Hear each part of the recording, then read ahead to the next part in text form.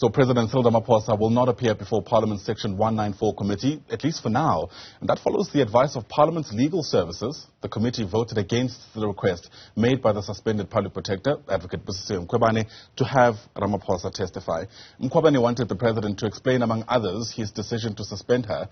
For more on this, let's speak to Brett Herron. He's an MP with the Good Party, on what the way forward looks like. But before we get there, Brett, let's take a look at how we got here. Good morning, by the way, and thanks for being with us here on the program. Part of what you said is that perhaps the suspended public protector's legal team needs to bring forward what's described as a substantive motion for why President Cyril Ramaphosa should appear. What do you mean by that? Well, good morning. The committee received a letter from the public protector's legal team requesting that the committee subpoena or summons the president to give evidence because he had declined to do so voluntarily after they asked him to do so.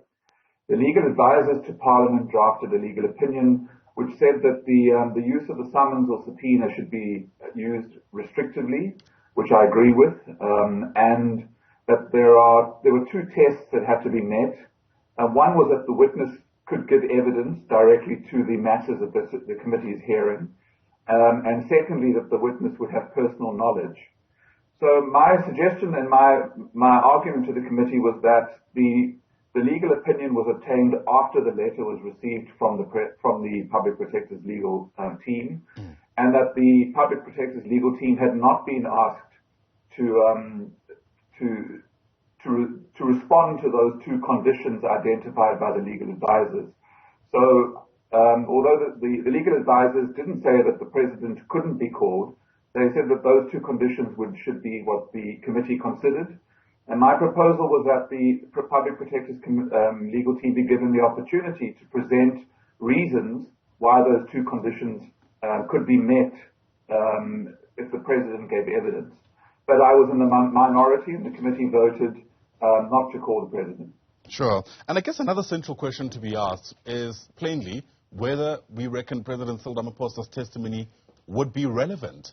Given your opinion around this, I take it you would suggest that perhaps there are aspects that could very much be relevant, especially considering the mandate of this committee. Look, I mean, it's a fine line even talking about this because I am a member of the committee that will make a recommendation to the National Assembly, and so I don't want to get into the merits of the evidence. But my view was that the committee was not really in a position to make the decision that it did because we did not have a substantive motivation from the public protector's legal team. So we may come down the line to find out that was an incorrect decision, or maybe the majority were correct. But the point I was making was that it was premature for the committee to be making a decision without giving the public protector's legal team the opportunity to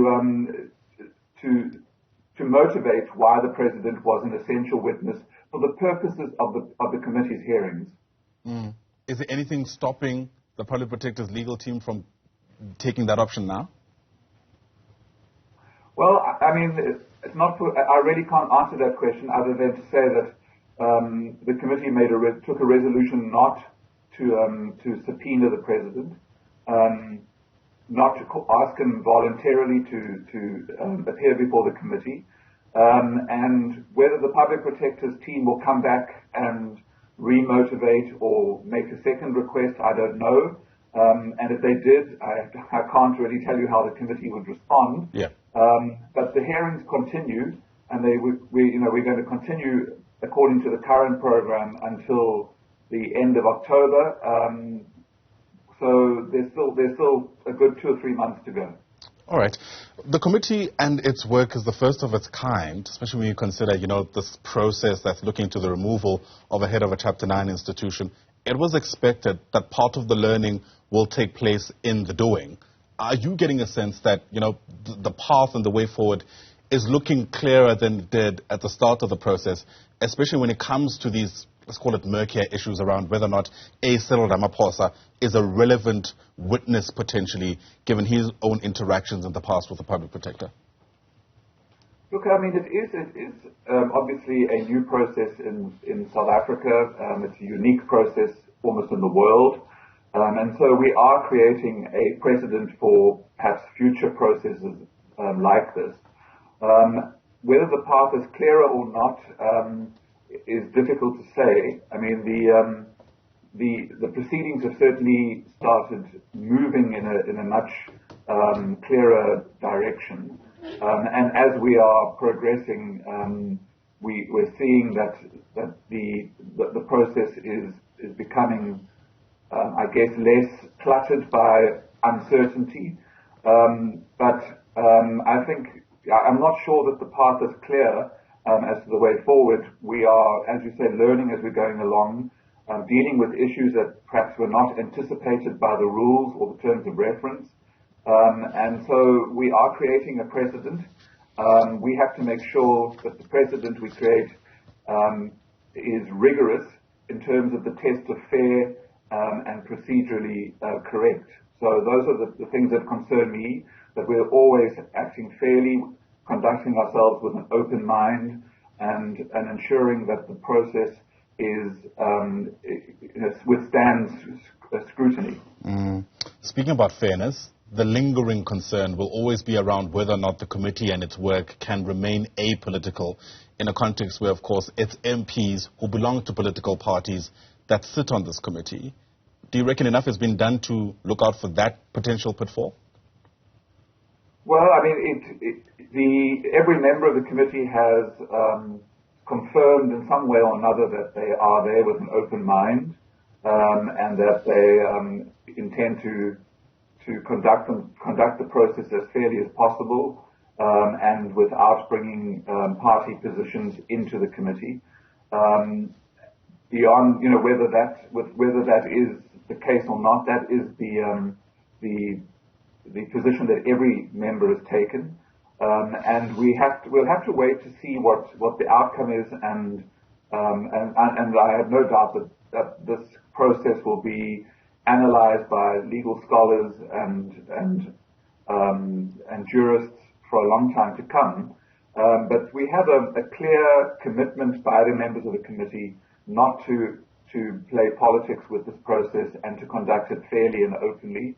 And I'm certainly on the lookout for anything that deviates from that. And if I find or feel that the process is unfair, I'm happy to voice my opinion, which I have done in some sittings. Yeah. And I guess it's one thing to have space for dissent, right? I mean, for instance, you've just been open about the fact that you disagree with how the committee went about dealing with the Cyril Ramaphosa matter. So there's obviously space for that dissent to take place. But do you reckon you feel heard? Because even, for instance, in the Constitutional Court, we almost get a sense that if there are judges who disagree with the majority judgment, there is still some consideration made to the fact that there is a majority judgment, and that voice also needs to be heard. I think that, look, I mean, in dissenting yesterday, I was certainly heard. What my position, I put it forward, it was engaged with by members, it was responded to by the legal advisor, so it was certainly heard. It was not supported by the majority, and I accept that, and we move forward.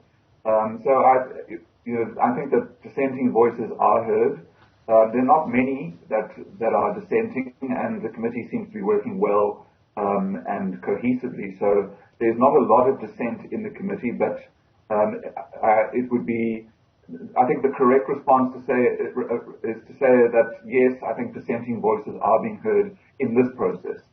All right, Brett Herron, thanks very much indeed for your take. Really do appreciate it. I could hear you walking the fine line throughout our discussion, given the fact that you are still part of this committee, and of course, it's important at the very least for you not to say the kind of things that some witnesses may feel prejudiced by. So, Brett Herron, thanks very much indeed. Brett is part of the Good Party, also sits on the Section 194 committee probing Busisiwe Mkhwebane's fitness to hold office.